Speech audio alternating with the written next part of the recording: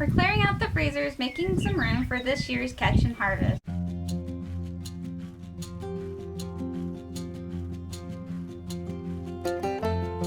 Hi everybody, I'm Brittany from the blog countrysilofarm.com, and today I'm going to show you how we can up some fish. Here we have some fish from last year's catch. We're going to can it up today. So what you're going to want to do is you're going to want to cut your fish into chunks, and then you're going to pack your jars pretty firmly. You are going to fill up your jars up to the shoulder, or this bottom rim, whichever you prefer to call it. But make sure you pack it firmly because when you cook it, it's going to shrink down. After you get it all packed, you're going to want to take a paper towel or a cloth, and you're going to want to wipe the tops of your rims to make sure that you get any fish or anything off, because once you put on your lid, you want it to seal. So you're going to take your lid, stick it on the top, take your ring and screw it on finger tight. You don't want to do it any tighter than that because then you can't get your ring off. After you get your rings on your jars, go ahead and place your jars inside your canner. The canner that I have is an all-American canner, and honestly, in my opinion, is the best canner out there. Can't beat it. In the bottom of your canner, you're going to want to put about 2 inches of water, and if you're in an area with hard water like I am, you're going to want to put in about 2 tablespoons or a little more of vinegar in with your water, so that way you don't get hard water all around your jars. It's just not pretty. So the canner that I have is... Quit looking at me! So the model that I have is a 930, and with this model you can have 19 pint jars or 14 quart jars. I think that's right.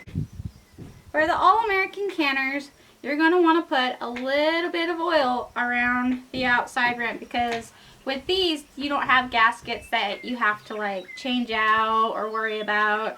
It's a heavy-duty canner that's going to last you for years. So get yourself an all-American canner, because they rock.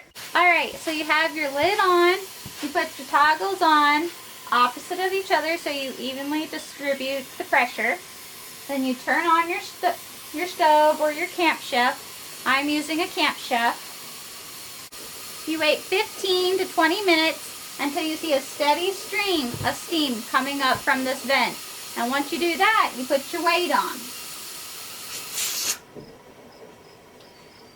Now you're going to let it come up to pressure, and when it comes up to pressure, your weight will start to jiggle.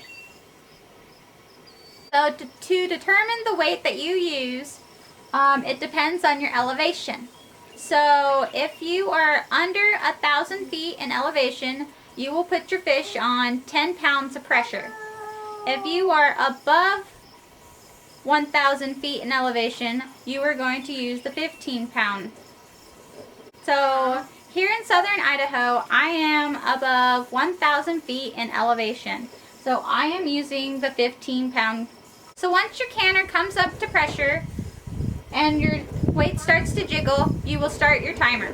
So for fish, for pint jars, you are going to time it for 120 minutes. For quart jars, you are going to time it for 160 minutes. After your time is up, you're going to turn off your stove and let your canner come down from pressure all by itself. You don't want to mess with your weight at all.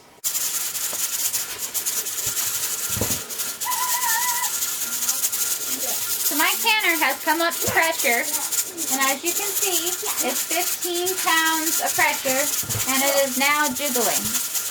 Alright, so the timer went off. We are going to turn this off and let it cool down.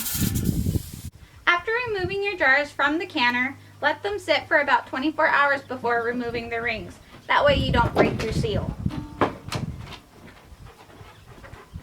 Well, that's it. Thanks for stopping by the farm. If you like this video, give us a thumbs up and hit that subscribe button below. Don't forget to check us out at countrysilofarm.com and on social media. Until next time, God bless.